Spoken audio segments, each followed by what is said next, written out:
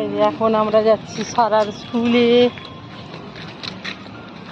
খুব রোদ্দুর, কিন্তু এই জায়গাটা গাছ আছে বলে ছায়া, আবার রোদ্দুর হয়ে গেল।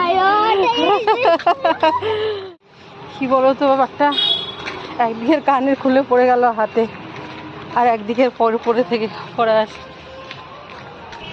পারলে হাঁটো, এই সরি, পারলে ছোটো, ছুটতে না পারলে হাঁটো, হাঁটতে না পারলে একবারে হামাগুড়ি দাও, তবু চলতে হবে, বুঝেছো?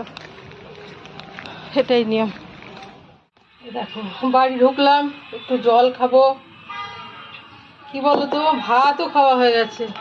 কেন বলো তো, আমার ছোট মেয়েকেও স্নান করিয়ে ভাত খাইয়ে দিয়ে পাঠালাম, কারণ 10:30টার থেকে স্কুল।